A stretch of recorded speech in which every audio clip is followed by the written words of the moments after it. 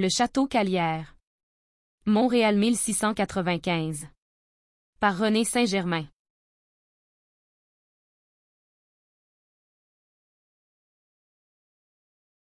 La Pointe-à-Calière forme une langue de terre parfaite pour l'accostage des bateaux.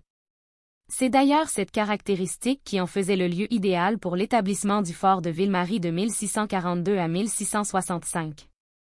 En 1688, le chevalier Louis-Hector de Calière, troisième gouverneur de Montréal, acquiert le terrain de la Pointe-à-Calière et en 1695, y érige sa demeure. Vers 1696, débute la construction de la résidence du gouverneur de Montréal, Louis-Hector de Calière sur les vestiges du fort de Ville-Marie. À la mort de Frontenac survenue en 1698, Louis-Hector de Calière le remplace comme gouverneur de la Nouvelle-France.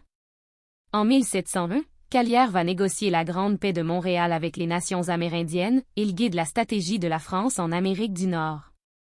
Calière va décéder le 26 mai 1703 et sera inhumé dans la chapelle des Récollets à Québec.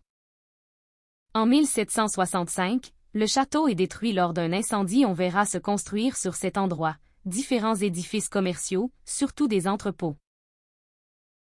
En 1642, on construisit un fort en bois, à la place où fut célébrée la messe.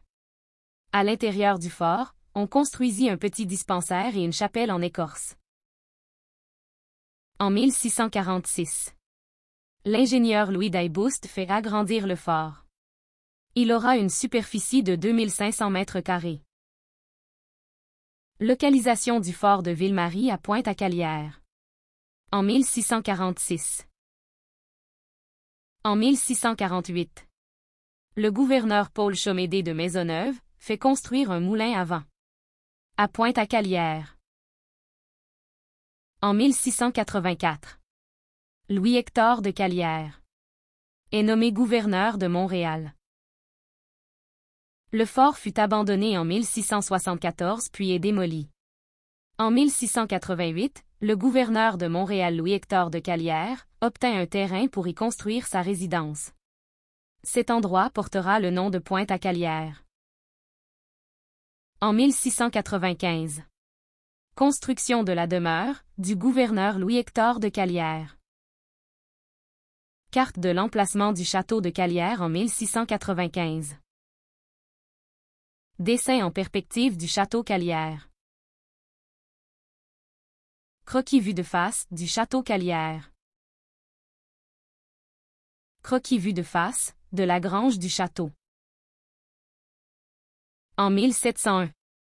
Hector de Calière négocie la Grande Paix de Montréal avec 39 nations autochtones, dont les 5 nations iroquoises. En 1765. Le château de Calière est détruit par un incendie. Suite à l'incendie de 1765, il ne reste du château Calière que des ruines. En 1799. Antoine Papineau va faire construire sur le terrain du château Calière des bâtiments pour servir d'entrepôt.